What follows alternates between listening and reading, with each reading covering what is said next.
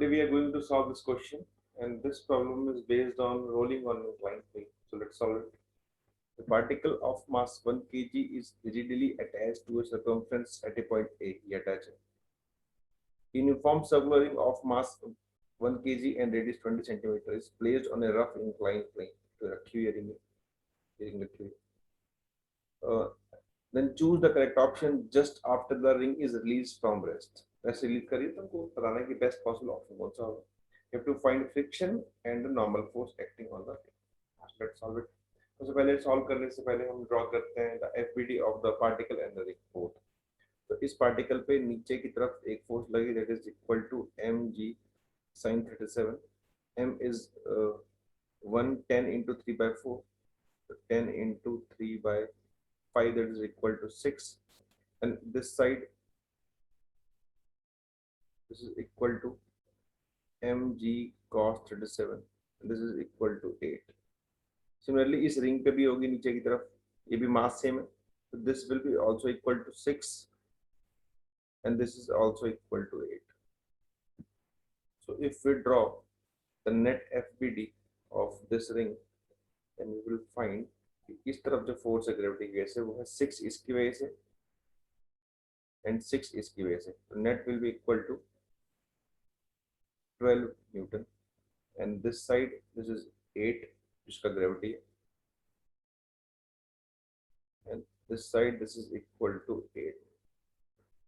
now ये तो gravity होगी. now इस पॉइंट पे एक फ्रिक्शन लगेगा ऊपर की तरफ F. so अब बनाते हैं इक्वेशंस के पास. तो let's suppose calculate the torque about this point. Torque about P will be equal to, जो टॉर्क फ्रिक्शन का होगा that will be equal to 0 क्योंकि इसी पॉइंट से पास हो रहा है. जो टॉर्क इसका होगा that will be equal to also 0 because ये भी इसी पॉइंट से पास हो रहा है. तो इसका टॉर्क कितना होगा 12 वाले का. तो इसका टॉर्क होगा 12 into r, जितना भी डिस्टेंस है उसके पास परपेंडिकुलर डिस्टेंस r. सिमिलरली अगर मैं इसकी वजह से निकालूंगा इस 8 की वजह से, तो वो भी इस पॉइंट से पास होगा. This is also equal to r. So this is also equal to 8 into r because इसकी डायरेक्शन भी इस तरफ क्लॉकवाइज है, इसकी वजह से टॉर्क भी ये भी क्लॉकवाइज, दोनों को ऐड कर दिया.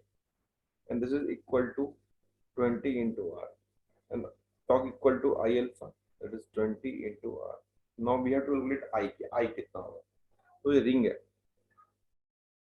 रिंग की वजह से सेंटर पे कितना होता है, सेंटर पे होता है mr स्क्वायर.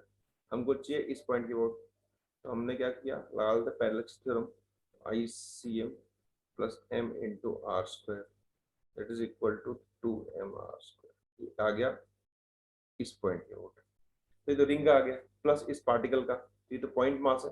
तो इस पॉइंट मास का जो डिस्टेंस है इस पॉइंट से, that is equal to √2r. so this will be equal to inertia, एक तो रिंग का होगा प्लस इनर्शिया जो पार्टिकल का होगा into alpha is equal to 20 into r and this is equal to 2mr square. मास दोनों का सेम है प्लस m into √2r का square into alpha, that is equal to 20r. so we will solve it and we will get 4mr square. alpha is equal to 20r and r से r गया, alpha is equal to 5 by r because m is 1, m1 है, तो ये alpha आ गया हमारे पास. अब क्या करते हैं, इक्वेशन लिखते हैं. ये तो हमने लिखा टॉर्क की इक्वेशन, अब लिखते हैं लीनियर. बॉटम पे फोर्स 12 है and on the inclined plane force 5, so we will write the equation. we will get 12 minus 5 is equal to m is 2m, तो दोनों मूव कर रहे हैं into a. so 12 minus f and what is a, जो bottom का point है इसके पास a acceleration आगे है और ये अल्फा से घूम रहा है. तो इस पॉइंट के पास a इधर, r अल्फा पीछे, और जो ग्राउंड है ये रेस्ट पे 0. तो for no slipping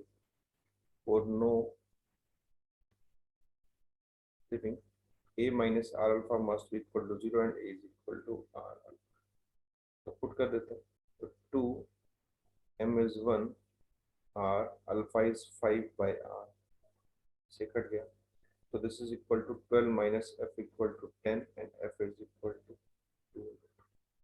option number B is correct. तो इस तरीके से हमने फ्रिक्शन निकाल लिया. Now we have to calculate normal direction की, नॉर्मल कितना होगा. नॉर्मल देखते हैं। नॉर्मल कुछ इस पे ऐसे लग रहा होगा, इस तरफ, तो थोड़ा समझते हैं इसको। अब यहाँ पे this is a good part, इसमें कुछ अच्छा अच्छा क्या है, ये एक रिंग है और इसका जो मास है रिंग का वो यहाँ पे है और इसका मास यहाँ पे है। तो इनका जो सेंटर मास होगा वो कुछ यहाँ पे होगा, इनके बीच में होगा, बस तो कुछ बीच में लाई कर रहा होगा। तो मास जो होगा आप देख सकते हो, उसका मास जो होगा वो 2m होगा, सेंटर मास कुछ यहाँ होगा, सेंटर मास। तो ये पूरी बॉडी है, ये पूरी बॉडी घूम रही है अल्फा से। सो अगर मैं कोई भी क्वेश्चन लिखता हूँ न्यूटन लॉ ऑफ मोशन की, मैंने ये भी लिखी है कि कोई भी लिखता हूँ तो this is all about centre of mass के वर्ड लिखते हैं। तो सेंटर मास अब रेस्ट पे नहीं है, सेंटर मास इस सेंटर के हिसाब से एक्सलेट कर रहा हो, क्योंकि सेंटर मास ये पूरा घूम रहा है अल्फा से। सेंटर मास के पास जो है इस तरफ एक रिएक्शन होगा, कितना होगा, it is equal to A equal to R alpha, and A is equal to R जो सेंटर मास है, अगर ये मास एम है और ये भी एम है तो सेंटर मास लाई करेगा एकदम बीच में, it is equal to R by 2 into alpha. Centre mass जो है सिस्टम का वो सेंटर पे ना होके इस पॉइंट पे लाई करेगा जो कि घूम रहा है सेंटर के अबाउट। तो इस पॉइंट का इक्वेशन होगा आर बाय 2 इंटू अल्फा। तो जब मैं इसकी इक्वेशन लिखूंगा then I will write normal and this side the net force is 8 and 8, this is equal to 16. So I will write 16 minus n is equal to ma. M is 2m into a. So 16 minus n is equal to 2m is 1 and a is r by 2 into alpha. 16 minus n is equal to 2 से 2 cancel हो गया, r alpha is equal to 5 by r, r से r गया, and n is equal to 11 Newton. So this is the answer of this question.